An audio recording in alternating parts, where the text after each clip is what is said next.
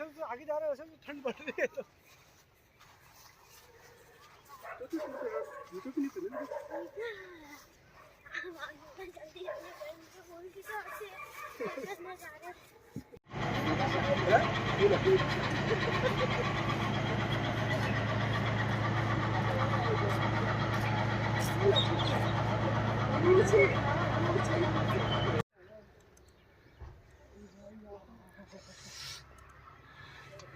Happy Makar Sankranti.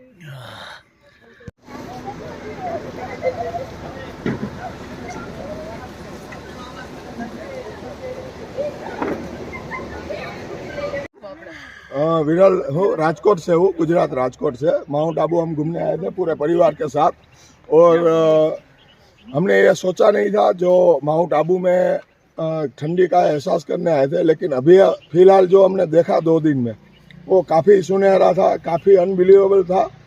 आज हमने ये बर्फ़ का एहसास किया। रात को 2 डिग्री तक तापमान चला गया था, उस ठंडी का मज़ा लिया और दिन में धूप होती है तो एहसास अच्छा रहता है, सर्दी का कोई दिक्कत नहीं रहता। छोटे छोटे बच्चे भी आए हैं, बहुत बढ़िया एक्सपीरियंस रहा। एक बार आप जरूर आओ माउंट आबू में। ये जो नज़ारा है, ये जो पूरे पहाड़ में बर्फ है, ये फील करो, ठंडी का एहसास लो और बहुत बढ़िया एन्जॉयमेंट करो। ये कोई हिल રાજકોટ થી આવ્યા છીએ આખા ગ્રુપ સાથે। અત્યારે તો માઉન્ટ આબુ ઉપર આવ્યા, પણ અમે જ્યારે સવારે ઉઠ્યા ને ત્યારે તેમ લાગ્યું કે જાણે અમે સિમલા મનાલીમાં આવ્યા છીએ।